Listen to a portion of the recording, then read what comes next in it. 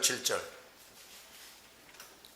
시작. 또 내가 나오매 여자가 손을 떼어 예수의 생들의 귀에 시한지라. 내가 그 여자를 보고 놀랍게 여기고 크게 놀랍게 여기니 천사가 이르되 왜 놀랍게 여기느냐. 내가 여자와 그가 다 들고 거리와 얼굴을 당의 진심의 비밀을 내게 이르리라. 그런데 전도자들을 가리켜서 예수의 증인들이다. 자, 이게 아주 중요한 말이야. 전도자다. 근데 그게 뭐라고 표현했냐면 예수의 증인들이다. 뭐의 증인들? 예수의 증인들. 예수가 그리스도임을 확실하게 증거하지 못하는 사람들은 전도자가 아니에요. 예수의 증인들이라고 표현한 것에 유의해야 한다. 전도자가 하는 일은 어디까지나 예수가 그리스도이심을 증언하는 것이어야 함을 깨우쳐 줍니다. 증언이라고 그랬죠? 그러니까 이게 뭐야? 확실한 증인이 되는 거지. 복음 전파자는 예수 그리스도를 확실히 만나고 그 예수의 은택이 무엇인지를 충분히 체험한 사람이어야 하는 거야. 그러니까 지식적으로 복음을 좀 들어가지고 그거 뭐 몇 마디 전하고 이게 전도자가 아니라고요.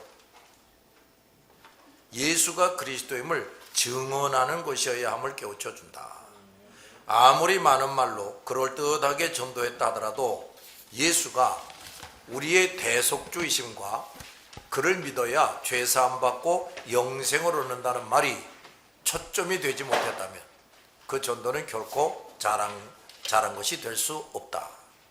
단순히 성경을 설명하든지 자기 경험이나 간증으로 전도하든지 사사로운 대화로 자연스럽게 전도하든지 결코 빠져서는 안 될 것이 바로 예수가 그리스도이시다는 거예요.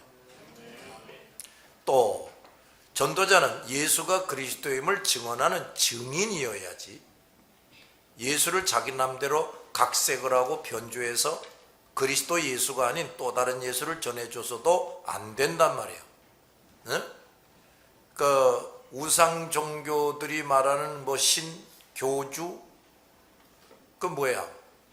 그저 빌면은 비는 대로 들어준다. 뭐 거기다 갖다 바치고 뭐 절을 하고 뭐 폭죽을 떠뜨리고 뭐 요란스럽게 하면은 복을 내려준다. 소원을 성취시켜준다. 뭐 우리가 믿는 예수는 그런 예수가 아니지. 그런 예수가 아니에요. 그저 무슨 짓을 해도 빌면 복을 준다. 뭐 이렇게 저렇게 뭘 갖다가 바치고 무슨 종교적인 의식을 열심히 행하면 소원을 이루어준다. 그러니까 여러분들 그 우상 종교에서 말하는 그 신들이라는 게 그게 얼마나 가증한 것인가 말이야. 무슨 짓을 해도 아무리 못된 짓거리를 해도 뭐 이런저런 재물 가지고 와서 바치면서 빌면 복을 주신다. 복을 준다. 소원을 이루어준다. 그거 엉터리 신 아냐고. 그지? 그 뭐가 잘못된 신 아냐고. 꼭 복을 줘야 할 사람에게만 줘야 되잖아. 그렇잖아. 근데 무슨 짓을 해도 뭘 바치고 고행을 하고 뭘 간절히 빌면 그 사람이 원하는 대로 해준다. 그거 얼마나 나쁜 신이냐. 그 인간만도 못한 존재지. 그러니까 우상 종교들이 섬기고 있다는 신들은 바로 그런 거라고. 보잘것이 없는 것들이지. 또 뭐 병 고쳐주는 예수,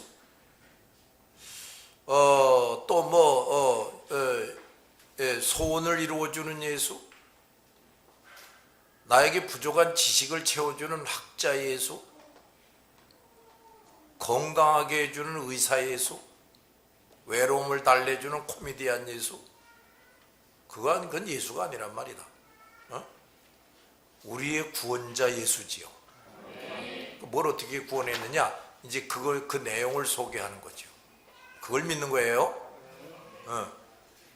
자, 전도자는 예수의 증인입니다. 예수님이 나 때문에 이 땅에 오셨다가 내 죄짐을 지고 십자가에 죽으셨고 사흘 만에 부활하셨어요. 따라서 그 예수를 믿기만 하면 예수님이 흘리신 보혈의 공로로 즉시 내 모든 죄가 어떻게 되고 용서되고 그 순간부터 나는 영원히 누구의 자녀?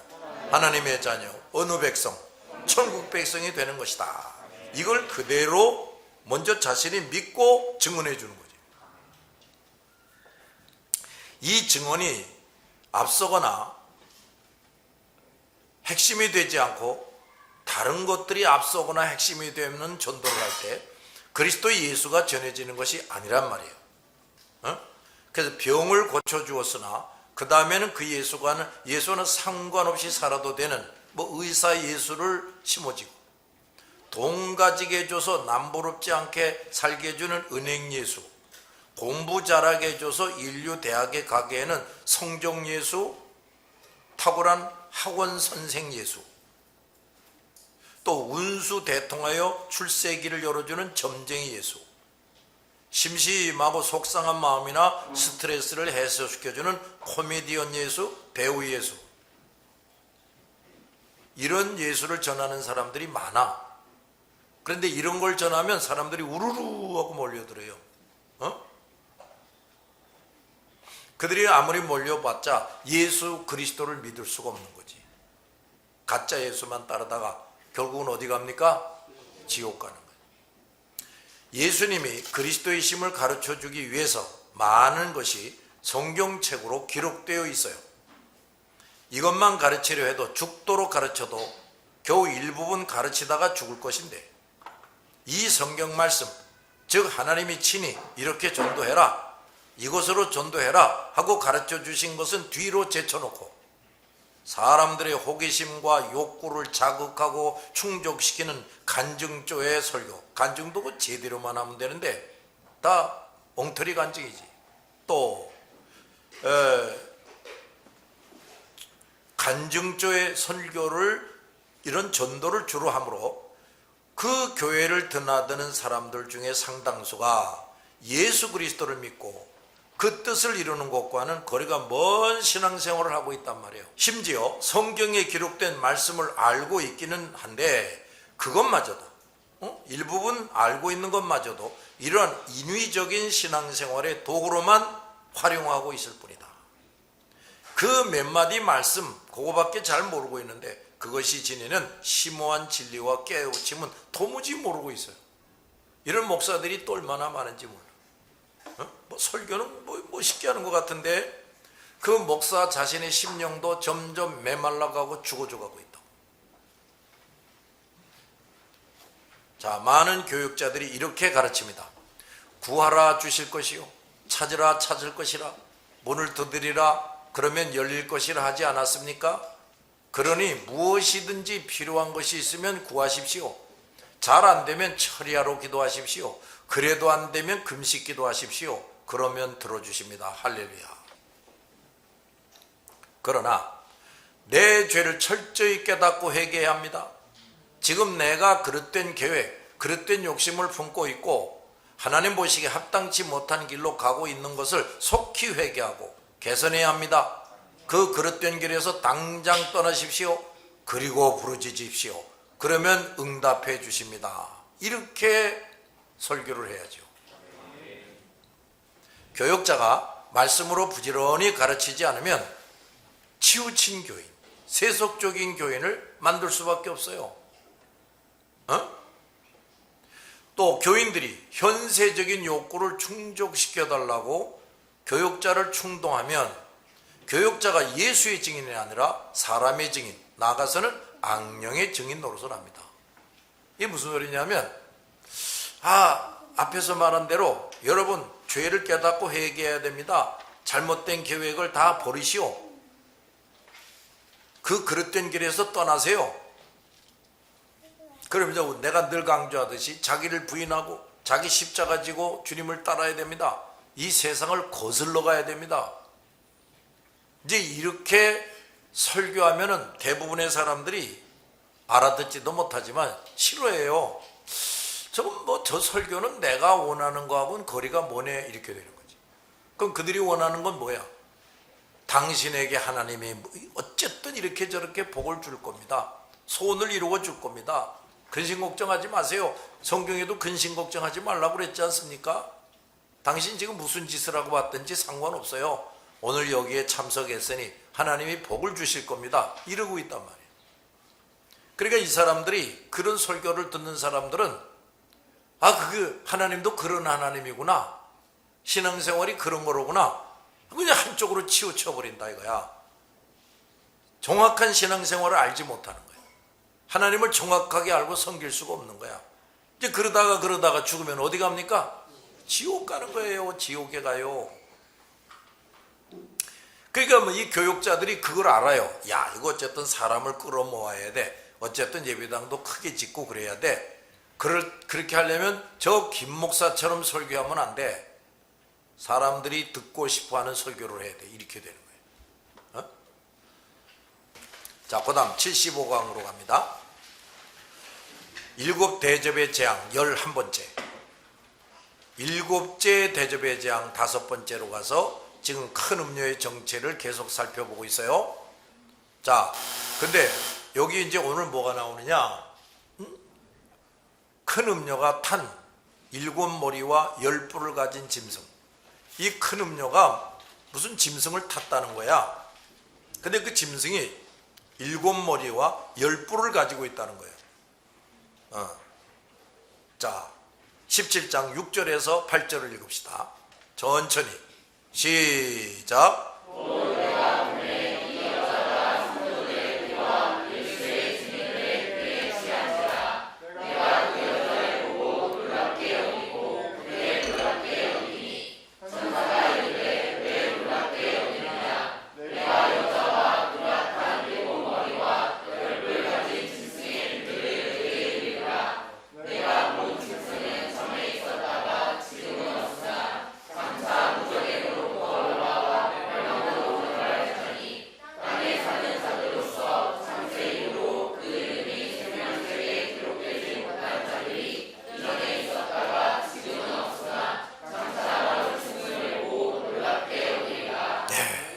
자, 여기도 아주 한마디 한마디가 아주 중요한 비밀을 담고 있어요. 자, 6절 7절을 다시 보면, 또 내가 보매 이 여자가, 큰 음녀지, 이 여자가 성도들의 피와 예수의 증인들의 피. 우선 이 큰 음녀가 뭐라고 그랬어? 물질주의, 세상주의, 인본주의, 또 과학 문명주의, 이런 세계를 말하는 거라고 그랬다. 이걸 누가 이렇게 요란하게 만들었냐면 사탄이 만들었다 이 말이야. 사탄이. 응? 그런데 그 여자가 성도들의 피와 예수의 증인들의 피에 취했다. 내가 그 여자를 보고 놀랍게 여기고 크게 놀랍게 여겼다. 7절. 천사가 이르되 왜 놀랍게 여기느냐? 내가 여자와 그가 탄 7머리와 10뿔 가진 짐승의 비밀을 내게 이르리라. 자, 세상 마지막 때가 되면 이런 진정한 예수의 증인들이 무수히 죽임을 당하게 된다는 거예요. 그 음료가 성도들의 피와 예수의 증인들의 피에 취했다 그랬다. 말세의 지말의 전도자들과 성도들은 목숨을 내걸고 신앙생활할 각오를 가져야 돼요. 우리 예수 믿는 사람들은 시대가 어떻게 변하든지 무엇을 가장 우선순위에 두고 합니까? 전도지요. 그렇지? 그런데 말이야, 이 마지막, 세상 마지막에 가까울수록 이 음료가 지배하고 있는 이 세상이 말이야, 세상 사람들이 우리를 가만히 놔두지 않는다 이게.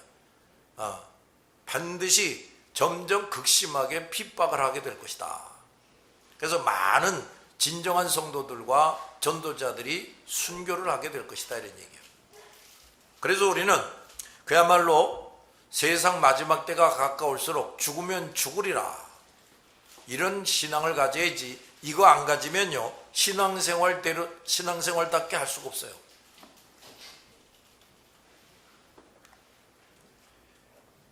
어떤 사람들을 보면 하나님 말씀을 지킬 것이냐, 사람들의 말을 따를 것이냐 하는 기로에 서 있을 때 흔히 이렇게 생각한다.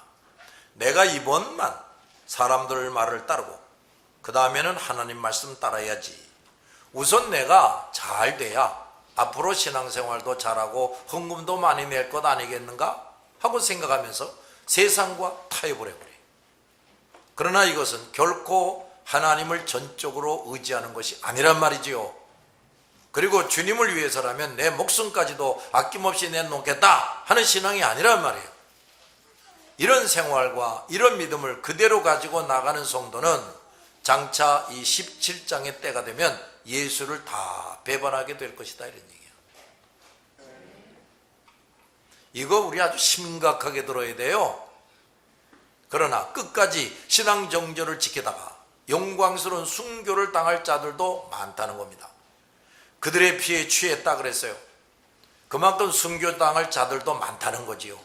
그러나 이렇게 순교할 자들은 배반할 자들에 비하면 극소수에 지나지 않는 거란 말이야. 그러므로 이러한 때를 코앞에 둔 나와 여러분들은 이제 어떻게 해야 되겠어요? 여러분은 순교자가 되려고 돼야 됩니까? 배반자가 돼야 됩니까?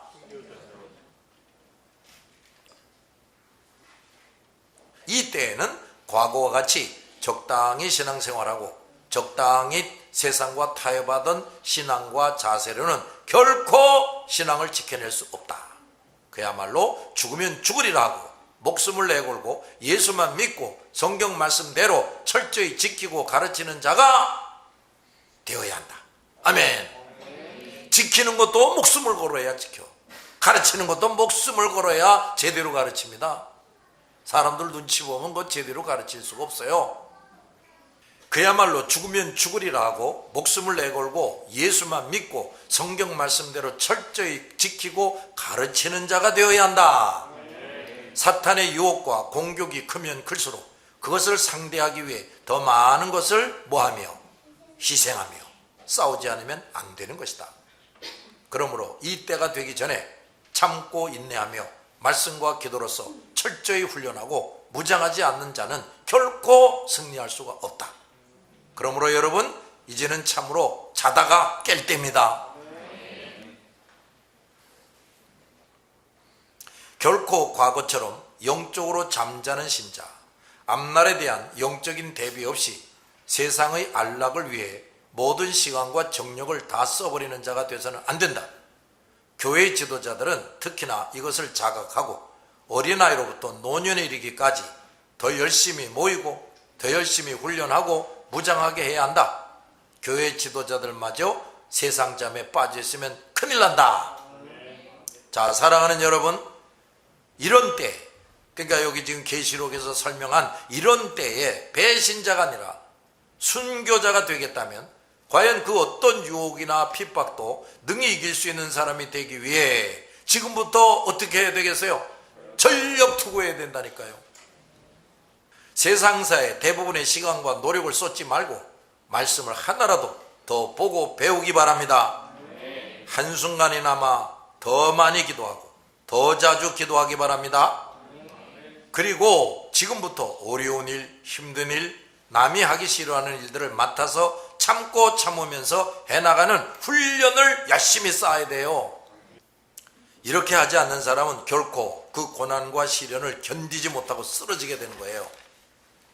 자, 전에 아시안게임에서 메달을 딴 선수들이 이런 말을 한 적이 있어요.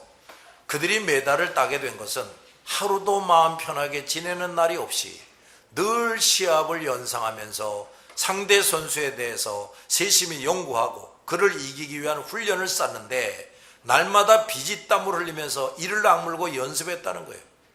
그렇게 해서 시합에서 이겨서 금메달을 목에 걸게 됐을 때 그들은 눈물을 흘렸다. 왜 눈물을 흘립니까? 그동안 죽도록 고생한 것이 생각이 난 거지. 장차 우리가 싸우는 일은 한 사람씩 상대하는 것이 아니라 무수한 사람과 한꺼번에 싸우는 것이고, 유도나 레슬링 같이 어느 한 종목의 경기만을 벌이는 것이 아니다. 나 혼자서 모든 사람들을 상대로 해서 모든 종목의 싸움을 동시에 하는 것이다. 이야, 따라합시다. 종합적인 싸움. 우리의 싸움은 종합적인 싸움이다, 이거. 그러니까 종합적으로 다 해낼 수가 있어야 되니 얼마나 훈련을 열심히 해야 되겠냐. 그래 안 그래? 그런데 우리 인간의 훈련이라는 건 한계가 있단 말이지. 그러니까 히딩크라는 탁월한 감독이 와가지고 우리 한국팀을 잘 훈련시켜서 4위까지는 갔는데, 우리는 히딩크 감독이 아니라 누가 있습니까? 예수님이 있죠. 전지전능하신 예수님, 인류 역사를 주장하시는 예수님이 있지 않냐? 그러니까 말이야, 우리는 이 목사가 히딩크 같은 그런 지도자는 못 돼도, 너희들이 또 그 4위까지 갔던 우리 축구 선수들만큼 잘 훈련받지, 아주 그냥 탁월하게 훈련받은 사람은 혹시 못 될지라도 낙심할 건 없다 이거야. 희망이 있어요. 뭐야? 예수님이 우리의 대장이시라는 거지. 예수님이 우리의 총감독이시라는 것이지. 할렐루야. 그러니 그것이 얼마나 힘든 싸움이겠으며, 그 싸움에서 이기려면 우리가 얼마나 평소에 잘 훈련해야 되겠는가. 아멘. 그러므로 우리 성도들도 어느 한 가지만 하겠다 생각해서는 안 되고, 말씀을 배우고 실천하는 일, 기도하는 일, 전도하는 일, 그리고 봉사하는 일. 자, 이 봉사에 인간적인 일도 얼마나 많냐. 그렇지? 또 모든 일에 골고루 다 잘해야 한다. 그런 노력, 그런 수고가 없이는 결코 승리의 눈물을 흘릴 수가 없다. 아멘. 자, 좀 더 각오를 단단히 하자. 알았지? 좀 더 시간을 잘 사용하면서 열심히 배우고 연구하자. 잘 들었어요? 자, 기도합시다.